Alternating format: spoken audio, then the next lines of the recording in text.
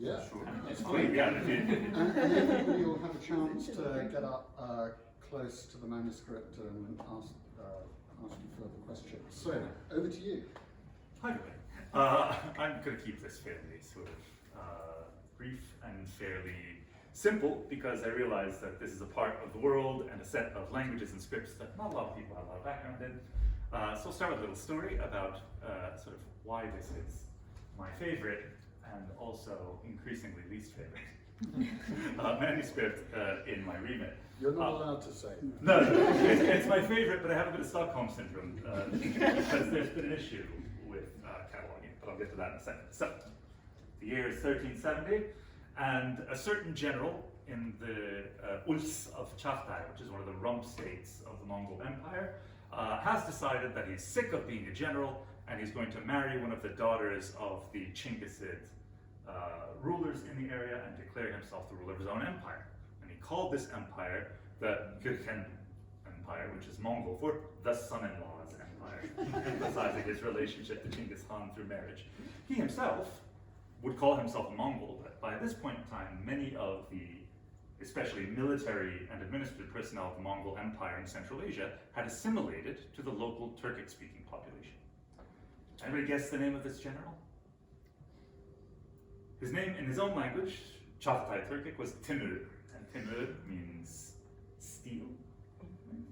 And that, in English, needs to be sort of mutated into Tamerlane. So, the empire that Tamerlane started is nowadays, in English, usually referred to as the Timurid Empire. And, like you can tell by its founding, right, it was, in its conception, multi-ethnic. The Mongol elements were definitely there, at least conceptually speaking, in the ruling class. A lot of the personnel, military and administrative, like I said, were Turkic-speaking, spoke various dialects of Turkic, more or less mutually intelligible, that would eventually evolve into languages like Uzbek and Uyghur. Of course, their main literary language was Persian.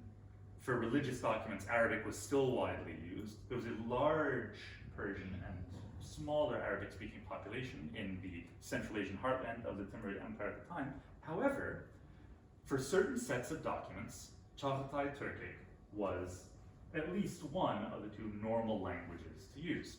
What's special about this manuscript is that, A, it's written in Chaghatay, which is less common than Persian, but that's not so special. What's super special is that it's written in a script called the Old Uyghur-script. Now, why do we call it the Old Uyghur-script?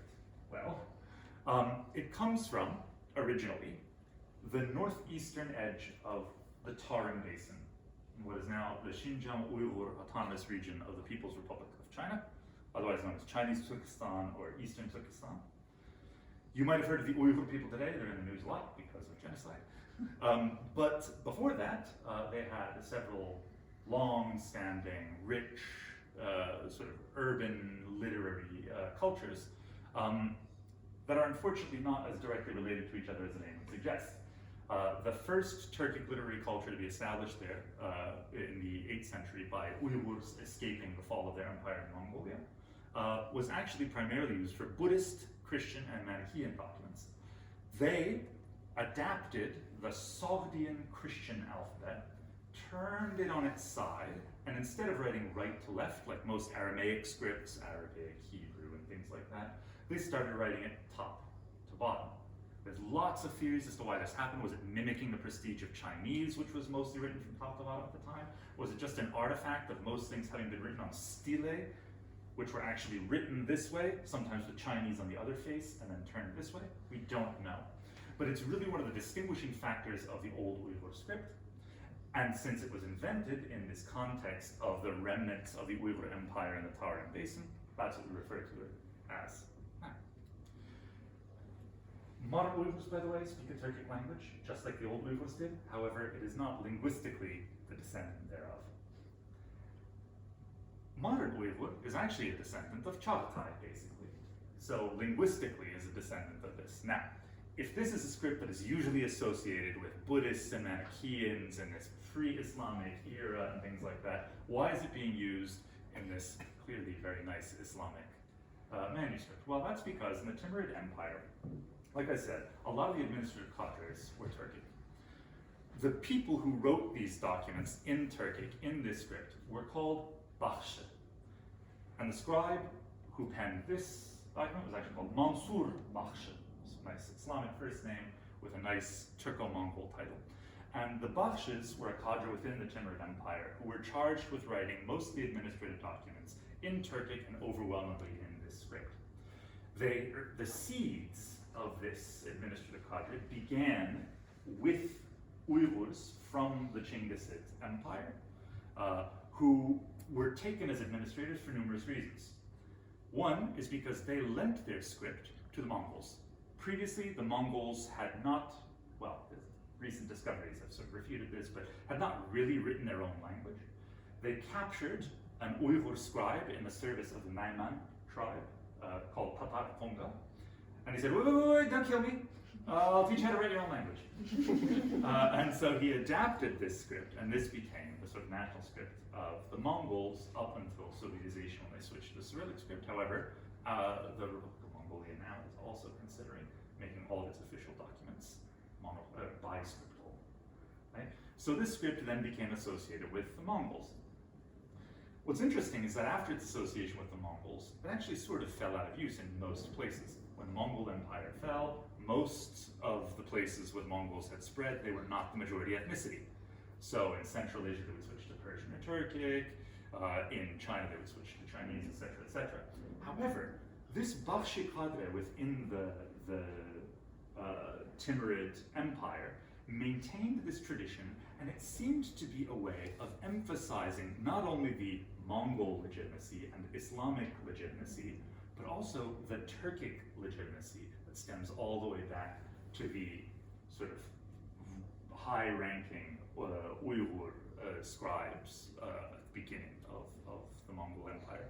This manuscript in particular is very, very special because while the majority of things that were written in the Uyghur script in the Timurid Empire are administrative documents, 1 leaf, 2 leaves, usually having to do with, for example, land grants, very often for non-Muslim populations, Christians or Buddhists or things like that, or they had to do with trade contracts or things like that, or firmans, sort of imperial decrees, especially relating to military promotions, where most of the people involved were also Turkic speakers. You'll see examples of those here in a second. This is a literary work. And it's one of really only 2 large literary works that we know that are written in Chaghatay in the old Uyghur script, the other one being in the British Library. Both of them were penned by Mansur Bakhshi. What's interesting is that they were not actually penned in Central Asia. They were penned in the city of Yazd in South Central Iran. Now, there are Turkic speakers in Yazd. They speak a completely different dialect. There were slightly more at that time, but Mansur Bakhshi was probably originally from Samarkand or Herat, one of the 2 capitals of the Timurid Empire, and he had been stationed in Yazd to serve as the Bakhshi, the Turkic language administrator, under the local Turkic Amir General, Governor General of Yazd, a man called Mir Jalaluddin Chakmak. And you can tell by his name there, striker is what Chakmak means. It means lighter in modern Turkish. Who was, again, in Yazd as a representative of the Timurid Emperor Shahrukh at the time. We know about this manuscript because its colophon is in place, and you'll see why I emphasize in place, because many things are not in place. And I have to turn my notes this way to read it. It reads, Kutluk bolsun tarih 838'te Tavuşkan yıl Zulhicce ayının avalında Mansur Bakhshi bitirdi. Which means, may it be blessed, on the date of 808 of the year of the rabbit, again, the old Turkic calendar related to the old Chinese calendar, in the first of the month of Zulhicce, Islamic month, Mansur Bakhshi wrote this using bitirmek, which is the sort of administrative, older Turkic, pre-Islamic Turkic word to write. Why did I mention that its colophon is in place as opposed to just present? Well, because most of this manuscript is not in place. If you can't read the old Uyghur script, you would never know that because the foliator also could not read the old Uyghur Uyghur-script. This manuscript had apparently fallen apart at some point and been put back together and then was foliated. Luckily, it has catchwords. Unfortunately, it's missing probably at least 30% of the original manuscript. It's sort of comprised of 3 different stories, again, literary work. One is the Bakhtiyarnameh, which is probably of Iranian origin. That tells the story of a missing prince abandoned by his royal parents in the desert in eastern Iran, who then reappears in the kingdom once his parents have regained their throne and has to prove himself as the heir. There's also Saif al-Muluk wa Badu Jamal, which is one of the 1001 Nights, and that one is about a prince who is born of a spell and is fated to be have bad luck and dreams or sees he's gifted a robe with an image of a fairy princess on it. I want to find this fairy princess. This is my destiny. It's like, dude, it's a fairy.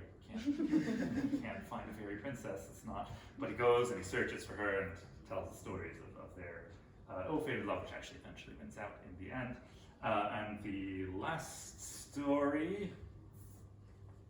What is the last story? Rizwan Shah Ruhafza. This is a great one. Some people say that it's based on another one of the 1001 Night stories, but it's about this mythical king of Qin, of China, Rizwan Shah, very Chinese name,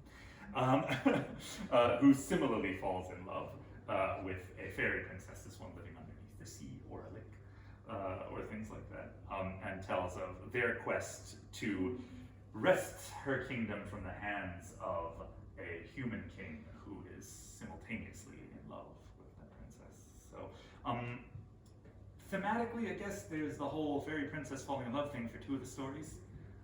Less magic in the Bakhtiyarnameh. Interestingly, this manuscript, until I got a hold of it, was just known as the Bakhtiyarnameh, because that's the first story that appears in it. And back in the late 1800s, which was 1827, there was a French publication, Joubert, where they read the first few pages, which belonged to the Bakhtiyarnameh, and in true old Orientalist fashion, instead of transcribing it into something that made sense, just transcribed it into Arabic characters. And said, well, this must be a copy of the Bakhtiyarnameh, but the rest of the folios are out of order, so I'm just going to stop here.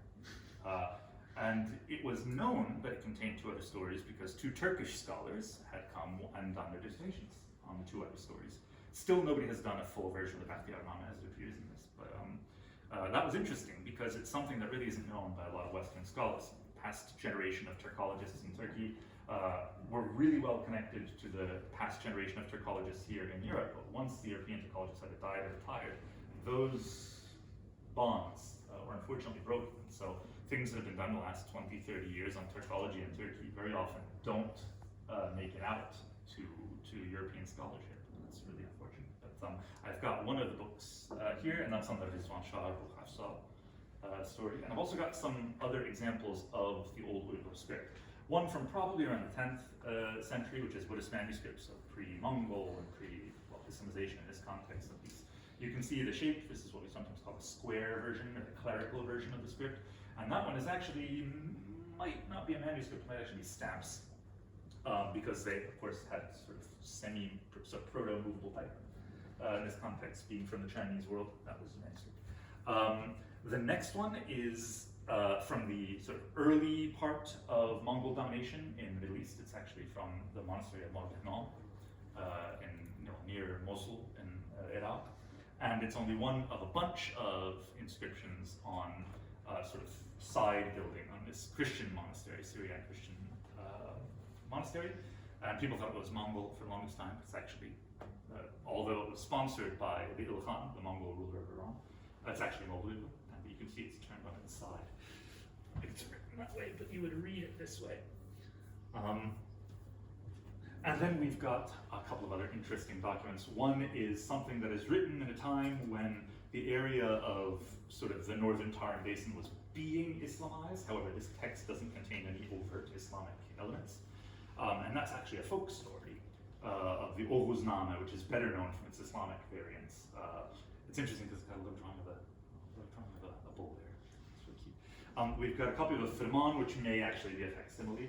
And that's interesting because it shows not only a really nice chancery version of this old Uyghur-script from a Turkic context, this actually Golden Horde, but it also shows that it's often biscriptal. So often you'll have the old Uyghur-script and then the Arabic script beneath it with the same text, or almost the same. This doesn't make a mistake in that. And then here we've got a hand that looks very similar to the hand of Mansour Bakhshi. This one's name is Malik Bakhshi, and this is the very famous Paris Miraj Name, also created in Timurid context, so slightly later than this one. That was lost from the Bibliothèque Nationale Française and then appeared in pieces for sale in Christie's. But really richly illustrated. That also shows the fact that the illustrators were not used to the old manuscript, because the illustrations are all prepared as if they were for an Arabic manuscript with codex like this and the illustrations facing the reader. However, since the script is written from top to bottom, you have to turn the manuscript, and you can see the headpiece here is the same way. Or the headpiece was clearly prepared for an Arabic script manuscript, and then the Uyghur script was written on it. So yeah, I think that's it. Do you have any other questions? We've gone over time. Thank you. You broke my 10-minute rule. I'm so sorry. But it was worth it. Oh, God, that's fantastic. I have two quick questions. One is, what is the actual date? The actual, oh, sorry about that. That's 1535. 1535. And when did I read it in Chaghatay and I just assumed you understood. yeah. And when did we acquire it? Ooh, this is the Huntington collection, so I believe that means acquiring it in the late centenary. Yeah. Great. Thank you so much. Oh.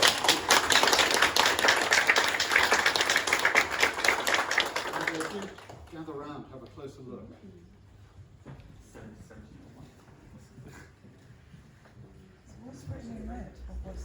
So the things that are written in red are actually, it's weird, proper names, place names, but also sometimes just things that begin new sections of the story. So very often it's just the word taka, which means and then, or things like that. The colophon and the first folio are in place. So the person was at least able to figure that out. But yeah, I mean, it's a really, it's hard to read through it this way, but every once in a while you get a slightly larger hand, and that's usually a section heading for a major section. Like sometimes you'll have the story and then you have a section of poems related to it. So sometimes you'll have abyad, which is like couplets. Almost like an illuminated initial. Yeah, it's sort of, although very simple. I mean, there are some Uyghur-script Islamic era manuscripts, not from, well, they were reproduced in the Timurid period, that have an almost Kufic version of the Uyghur-script, where they've taken a very, very broad pen and done it at very sort of sharp angles and things like that. So, yeah. Sorry.